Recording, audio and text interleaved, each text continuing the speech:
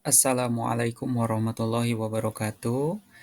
Saya Dani, calon guru penggerak angkatan ke-9 dari Jawa Barat, Kabupaten Tasikmalaya.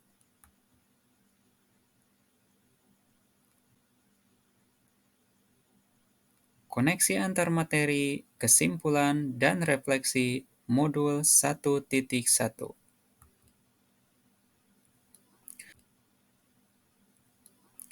Menurut Ki Hajar Dewantara, pendidikan dan pengajaran tidaklah sama. Pengajaran adalah bagian dari pendidikan. Pengajaran merupakan proses pendidikan dalam memberi ilmu atau berfaedah untuk kecakapan hidup anak secara lahir dan batin. Pendidikan pada hakikatnya adalah memberi tuntunan terhadap segala kekuatan kodrat yang dimiliki anak agar mampu mencapai keselamatan dan kebahagiaan setinggi-tingginya, baik sebagai manusia maupun sebagai anggota masyarakat.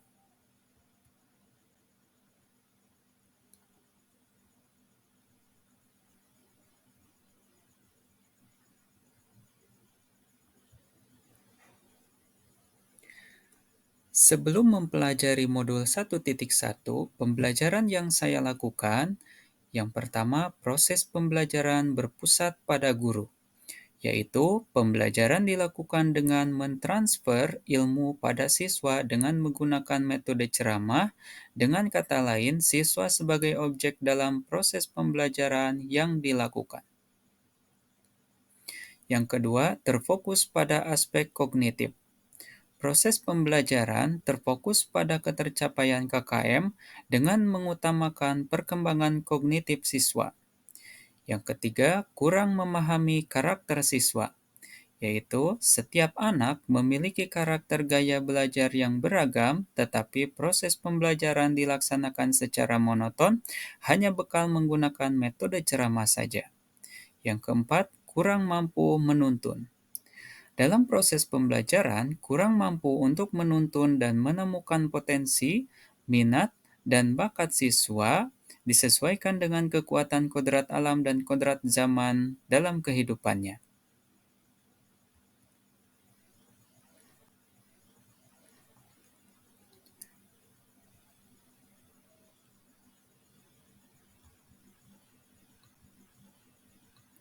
Setelah mempelajari modul 1.1 yang saya lakukan, yaitu yang pertama, proses pembelajaran berpusat pada siswa.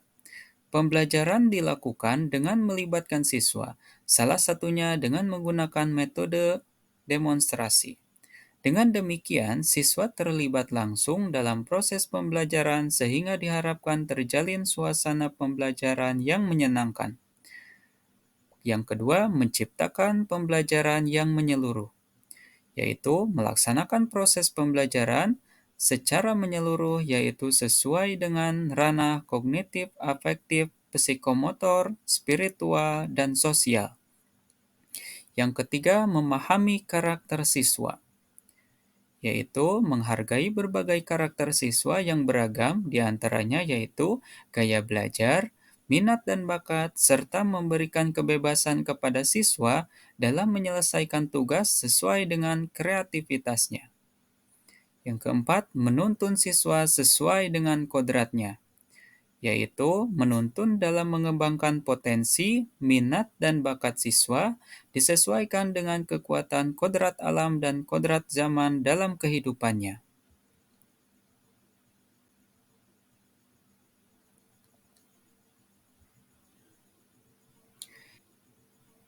Yang dapat segera saya terapkan dalam pembelajaran di kelas antara lain, yang pertama, kesepakatan kelas.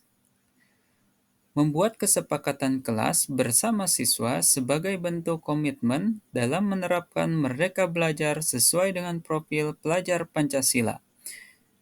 Menerapkan pembelajaran yang berpusat pada siswa. Menerapkan pembelajaran yang berpusat pada siswa dengan melibatkannya agar turut aktif dalam proses pembelajaran sehingga terjalin kolaborasi dan tercipta suasana belajar yang menyenangkan. Menuntun siswa sesuai dengan kodratnya, yaitu menuntun dalam mengembangkan Potensi minat dan bakat siswa disesuaikan dengan kekuatan kodrat alam dan kodrat zaman dalam kehidupannya. Pembelajaran disesuaikan dengan profil pelajar Pancasila. Proses pembelajaran tidak hanya terfokus pada ketercapaian KKM dengan mengutamakan perkembangan kognitif peserta didik, melainkan ada berbagai aspek yang harus dikembangkan, yakni afektif, psikomotorik, spiritual, dan sosial.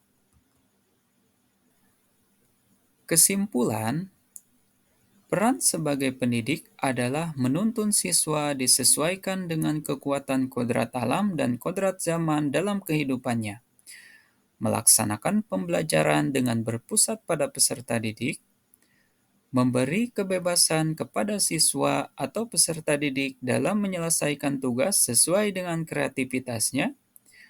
Pendidik sejatinya adalah berhamba pada murid. Semoga video ini dapat menginspirasi Bapak atau Ibu pendidik. Jangan lupa, guru hebat, bergerak, tergerak, dan menggerakkan. Sekian yang bisa disampaikan. Wassalamualaikum warahmatullahi wabarakatuh.